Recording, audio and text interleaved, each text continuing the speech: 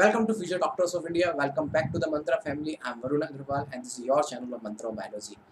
जैसा कि हम प्लांट मॉर्फोलॉजी के बारे में पढ़ रहे हैं and we have studied the various kind of things which are present in the plant. Like we have studied like a root and the types of root, okay, and the modifications. After that, we just start to cover the stem and stem. We divided the stem in two parts, the aerial part and the underground part. फिर हमने aerial part को भी different parts के अंदर divide किया, ठीक है। हमने वो देखा लाइक आपके हमने देखा कि डिफरेंट टाइप्स के आपके लाइक एरियल स्टेम होते हैं, लाइक स्ट्रॉन्ग होता है, वीक स्टेम होता है, उसके बाद में अंडरग्राउंड स्टेम पढ़े, ठीक है। ये तो हमने स्टेम के बारे में पढ़ा और काफ़ी कुछ चीज़ों के बारे में जानने की हमने कोशिश की। अब हम पढ़ेंगे एक नए टॉपिक के बारे में जो कि स्टेम के ऊपर रिप्रेजेंट होते हैं, the bird present on the stem. ये पढ़ना पहले बड़ी जरूरी है बर्ड के बारे में, क्योंकि जब हम बर्ड के बारे में समझ जाएंगे जो कि स्टेम के अंदर प्रेजेंट होते हैं, तो हम लेटर ऑन स्टेम के मॉडिफिकेशन को समझना हमारे लिए आसान रहेगा। Stem constitute the two different various part like a bud and the trichome. And trichome I told you earlier, like the bud is like the bud trichome पढ़ चुके हैं। It is like a stem hair which are present on the stem hairs होती हैं, okay, जो कि stem hair होती है, जो कि basically जो ट्रांसपिरेशन होता है प्लांट से, उसको ये प्रिवेंट करने में हेल्प करती है, ठीक है। ये प्रिवेंट करने में हेल्प करती है। So the trichome are basically the multi cellular, okay. This root और ट्राइकोम दोनों तरह के रूट हेयर्स एंड ट्राइकोम्स, जिनका होते दोनों हेयर है बट फंक्शन दस अपोजिट होता है। रूट्स जो हेयर्स होती हैं वो यूनिसेलुलर होती हैं, even the trichomes are multi cellular, okay. तो अब हम ट्राइकोम में पढ़ चुके हैं, अब हम बर्ड के बारे में पढ़ेंगे। During the formation of the leaf and elongation of stem, some cells left behind from a shoot apical meristem and constitute the axillary bud and called the marginal meristem. क्या होता है जब लगातार प्लांट्स की ग्रोथ होती है, so because of the continuous growth in the plants, some of the meristematic tissue left behind of it and which are responsible for which left behind, okay, पीछे रह जाते हैं। So basically it constitute the auxiliary bud and a marginal meristem, and that left behind meristems is called the marginal meristem or the auxiliary bud, ठीक है। Some buds are present in the axil of leaf and capable of forming a branch of the flower. For an example, the meristematic tissue is continuously growing, and when it continuously growing, so continuously grow करने से क्या होता है, continuously grow करने से कुछ meristematic tissue पीछे रह जाते हैं। मतलब continuously grow करते हैं लेकिन कुछ ऐसा भाग था जो पीछे रह गया, वो grow नहीं कर पाया। अब वो मतलब है तो meristematic ना, तो उससे एक बड़ के अंदर कन्वर्ट हो जाता है। तो ऐसे मेरिस्टम को मार्जिनल मेरिस्टम कहते हैं, और जो बड बन गई उससे अब उसे हम कहते हैं एक्सिलरी बड, ओके। उस एक्सिलरी बड से ही नई ब्रांच बनती है, उस ब्रांच के ऊपर लीफ का फॉर्मेशन हो सकता है, क्योंकि है तो मेरिस्टम में टिश्यू वो एक तरह का। ये बड क्या होती है, कॉम्पैक्ट होती है, कंडेंस होती है और इमैच्योर पार्ट होती है। बड कंडेंस क्यों होती है, क्योंकि इसके अंदर बहुत कुछ अंदर भरा हुआ होता है जिससे कि वो एक ब्रांच के अंदर कन्वर्ट हो सके। कंडेंस होती है क्योंकि उसके अंदर बहुत कुछ अंदर मिनरल्स प्रेजेंट होते हैं, बहुत सारे उसके अंदर आयंस प्रेजेंट होते हैं, जिससे कि वो आगे ब्रांच और फॉर्मेशन को प्रोड्यूस करने में एक प्रीकर्सर की तरह काम कर पाते हैं। Immature part of the stem, immature क्योंकि वो अभी कन्वर्ट नहीं होता है, ये किसी पर्टिकुलर पार्ट के अंदर कन्वर्ट नहीं हुआ होता है, that's called the immature part of the stem. वो लीफ या फ्लावर या किसके अंदर कन्वर्ट हो सकती है। जैसे कि आप कैबेज की बात करें, cabbage itself is the biggest bird. जो कैबेज आप देखते होंगे ना, इटसेल्फ इज सबसे बहुत एक बर्ड है, वो कोई प्लांट नहीं है। जो आप कैबेज खाते हो बेटा, itself is the biggest bud, एक बर्ड है खुद एक तरह का। There are the various type of bud, apical bud, lateral bud and adventitious bud. जैसे कि एपिकल बर्ड होती है which is on the top, जिसको हम एपिकल और टर्मिनल बर्ड भी कहते हैं। कुछ ऐसी बर्ड होती है जो कि एक्सिलरी होती है, that's like I am talking about this जो दिख रहा है आपका एक्सिलरी, या फिर इनको लेटरल बर्ड कहते हैं। एडवेंटिस बर्ड ऐसी बर्ड होती है जो कि ऐसी बर्ड जो ना इसके टॉप पे होती है, ना इसकी एक्सिलरी या लेटरल पोजीशन पे होती है, वो किसी अदर पोजीशन से निकलती है। जैसे किसी की स्टेम से निकल गई, किसी की लीफ से निकल गई, तो ऐसी कुछ बर्ड होती है, किसी की रूट से निकल गई। तो ऐसी कुछ बर्ड होती हैं जो कि ऐसी जो बर्ड होती हैं जो कि ना टॉप से निकलती है ना उसके लेटरल पोजीशन से निकलती है, ये किसी दूसरे वेजिटेटिव पार्ट से निकलती है, ठीक है। Now the apical bud. Apical bud are present on the terminal and the apical end and responsible for the primary plant growth. Lateral bud basically they are present. Their buds are formed due to the lateral meristem.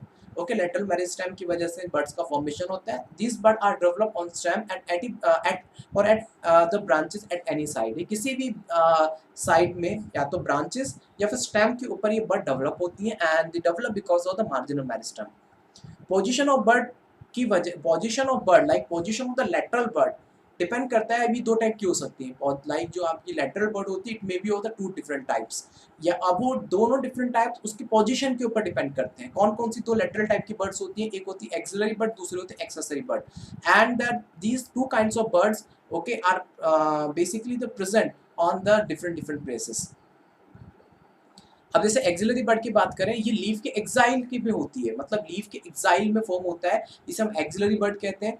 And accessory bird क्या होता है, ये basically ये bird ऐसी होती है जो कि एक्सिलरी बर्ड के लेटरल साइड में ग्रो करती है. देखिए axillary bud self it is found on the lateral side of the plant और accessory bud it's found on the lateral side of the axillary bud. दोनों में ये डिफरेंस है. अब जैसे कि अगर बात करें, ठीक है, ये बात करें that's like the axillary bird. Okay ये आपका दिख रहा है यहाँ से एक्सिलरी, ये आपकी ये सॉरी ये आपकी है ये जो आपको दिख रहा है, ये आपको जो दिख रहा है ये है आपकी ये है आपका सॉरी एक्सेसरी बर्ड. ये एक्सेसरी बर्ड है आपकी, ये गलत लिखा हुआ है यहाँ पे, please make it correct.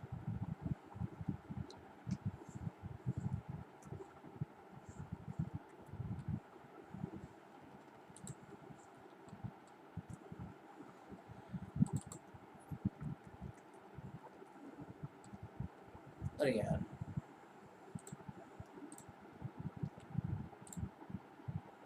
Okay तो it's not the axillary but it's not auxiliary but it's an accessory bud. So auxiliary bud itself is found on the lateral side of the plant while your accessory bud it's found on the lateral side of the auxiliary bud. अब जैसे देखिए मैं example समझाता हूँ. अगर आप देखेंगे, अगर मान के चलिए कि आपकी कोई एक्सिलरी बर्ड होती है तो एक्सिलरी बर्ड आपकी यहाँ पे होती है क्योंकि उसी से ये स्टेम की ग्रोथ हो रही है. यहाँ पे देखिए यहाँ पे कोई आपकी एक्सिलरी बर्ड होती है. नाउ इसके लेटरल साइड में ये देखिए ये एक्सेसरी बर्ड है. इससे हो सकता है कोई दूसरी ब्रांच बन जाए. ये देखिए इससे हो सकता है कोई दूसरी ब्रांच बन जाए.